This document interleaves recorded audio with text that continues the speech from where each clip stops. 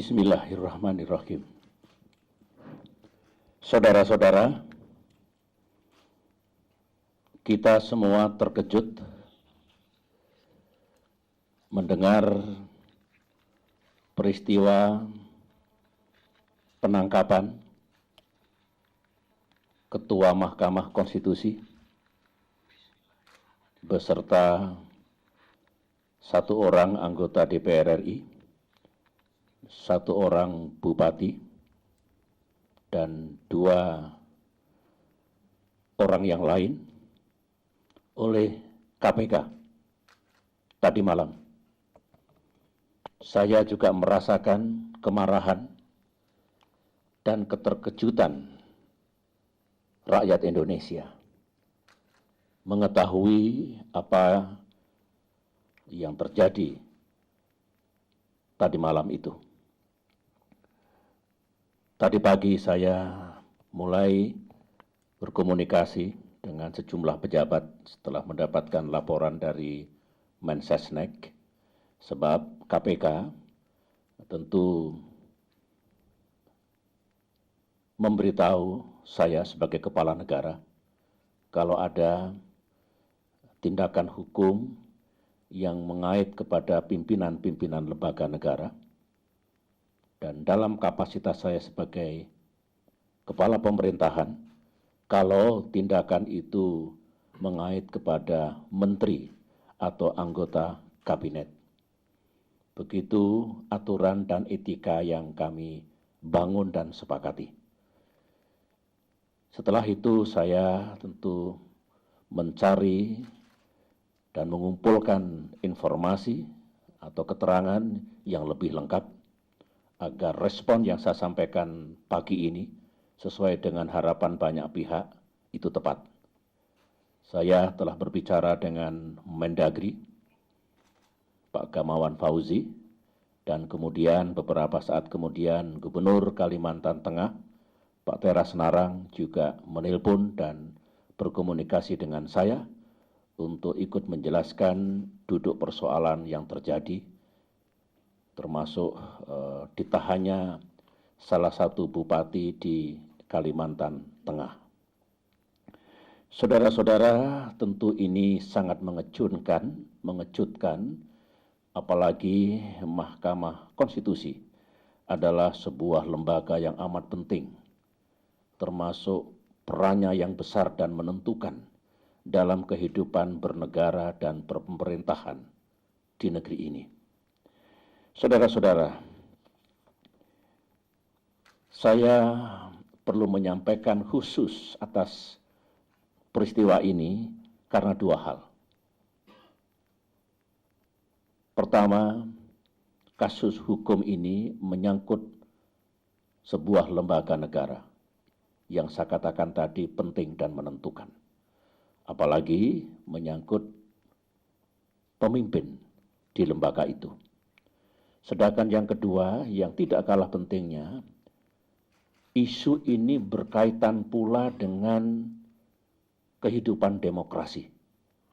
Kalau kita sudah berbicara pemilihan umum, pemilihan kepala daerah, itu berkaitan dengan rakyat, suara rakyat. Dan itu hakikatnya adalah demokrasi yang akan terus kita matangkan dan tingkatkan kualitasnya di negeri ini. Sebagaimana diketahui oleh rakyat Indonesia bahwa peran Mahkamah Konstitusi memang kuat.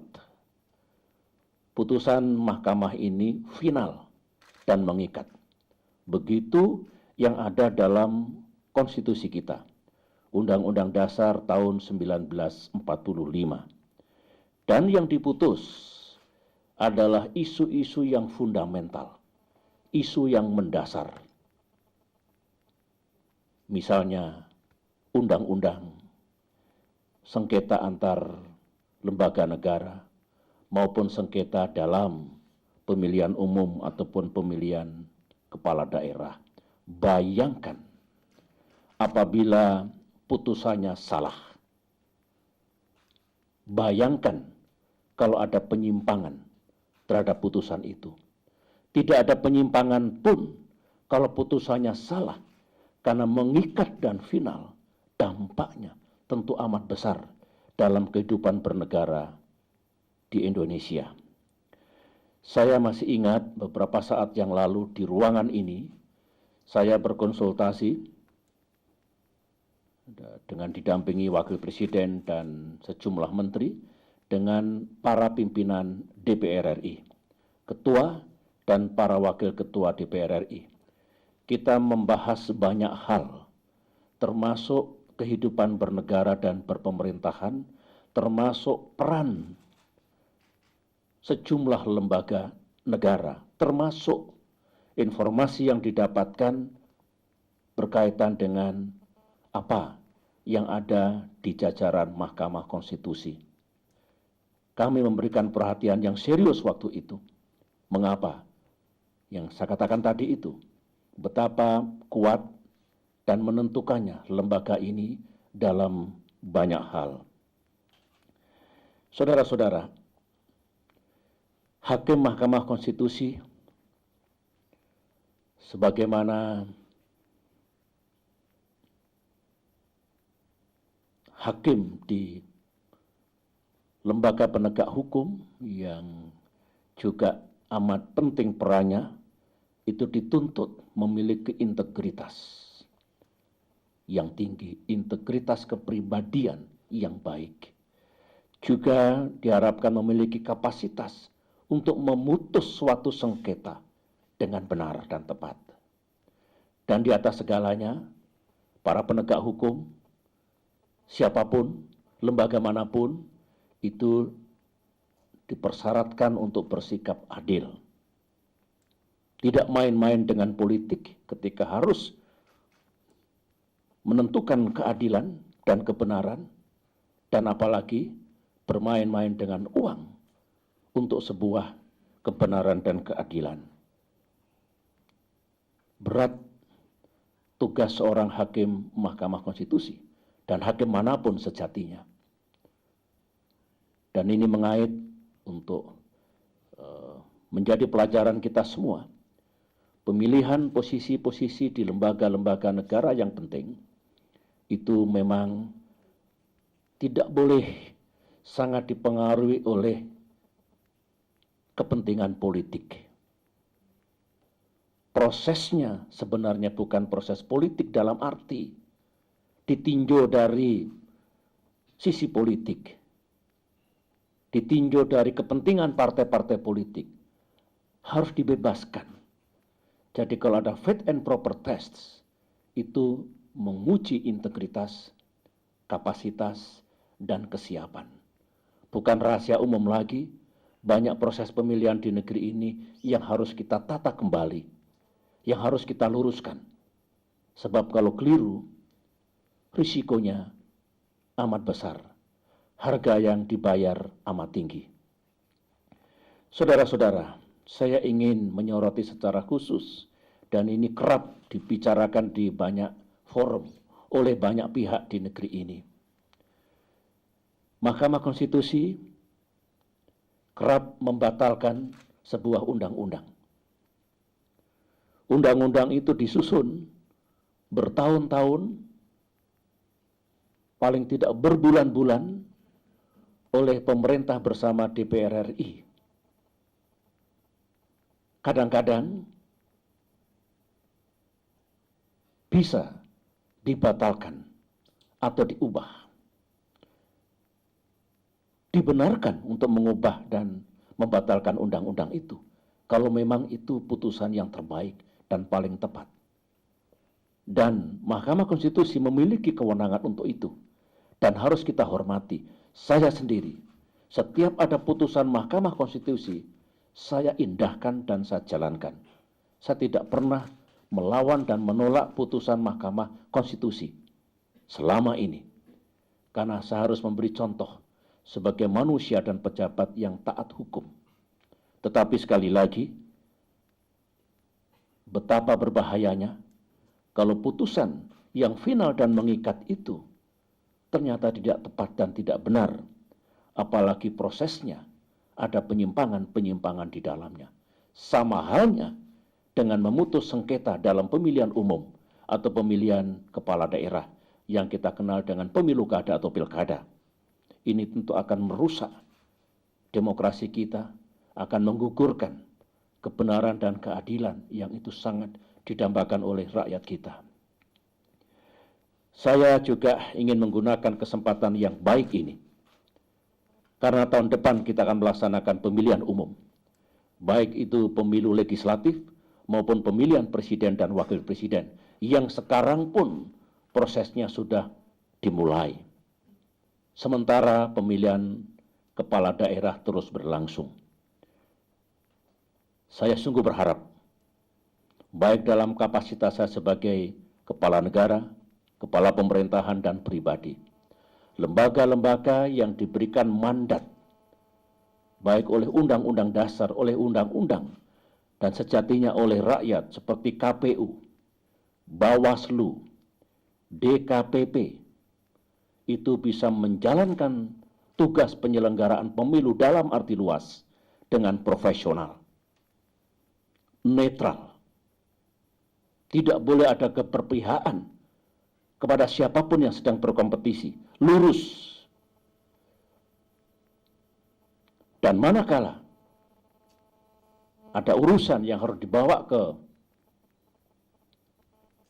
dunia pengadilan, maka MK dan MA juga harus memiliki sikap yang sama, profesional, netral, dan lurus. Hanya dengan demikian demokrasi kita akan baik, rakyat tidak dicederai, dan kita memiliki kepastian bahwa yang benar-benar, yang salah-salah, yang menang-menang, yang kalah-kalah. Dalam pemilihan umum, pasti ada pihak yang menang dan ada yang kalah. Demikian juga dalam pemilihan presiden dan wakil presiden. Mari kita pastikan dan tegakkan kehidupan demokrasi yang makin baik di negeri ini. Saya juga melihat bahwa sejumlah bupati di banyak provinsi terlibat dalam urusan hukum, suap, korupsi dengan merugikan atau menggunakan uang negara secara tidak sah, dan penyimpangan dalam sejumlah perizinan. Sejumlah bupati di banyak provinsi terlibat dan telah dijatuhi hukuman atas kejahatannya itu. Saya meminta kepada seluruh jajaran pemerintah untuk menghentikan praktek-praktek buruk seperti itu. Saya minta kalangan dunia usaha jangan juga mendorong atau mengajak sehingga para bupati atau pejabat daerah yang lain melakukan kesalahan. Pihak manapun, politik juga jangan masuk-masuk sehingga terjadi kerugian bagi semua. Saudara-saudara, kasus ini, peristiwa tadi malam ini adalah kasus hukum. Saya melihatnya sebagai kasus hukum, bukan politik. Kalau kasus hukum, selesaikan, tegakkan secara hukum. Jangan dicampur adukkan. Banyak usaha di negeri ini mencampur adukkan antara politik dengan hukum dengan politik. Kalau ada seseorang diberikan tindakan karena hukum, jangan dibawa-bawa ke politik, dibelok-belokkan ke politik, tidak mendidik dan merusak kejernihan berpikir rakyat kita, rakyat Indonesia. Kalau hukum ya hukum, kalau politik, politik. Dan saya yakin penegak hukum akan tahu membedakan mana yang hukum dan mana yang politik. Saudara-saudara, secara khusus dengan apa yang terjadi tadi malam itu, saya mengucapkan terima kasih dan penghargaan yang tinggi kepada KPK. Saya senantiasa mengajak KPK dan juga lembaga penegak hukum yang lain untuk terus gigih melakukan pencegahan dan pemberantasan terhadap korupsi. Saya pribadi mendukung penuh, pemerintah mendukung penuh, saya yakin rakyat Indonesia juga mendukung penuh. Hanya demikianlah negara kita makin ke depan makin bersih, keadilan makin tegak, sehingga kita bisa berbuat lebih banyak lagi untuk rakyat yang sama-sama kita cintai. Itulah saudara-saudara pernyataan saya yang sudah ditunggu-tunggu oleh rakyat sejak tadi pagi. Saya menerima pesan banyak sekali di dunia media sosial maupun SMS yang disampaikan langsung kepada saya dan staf. Terima kasih.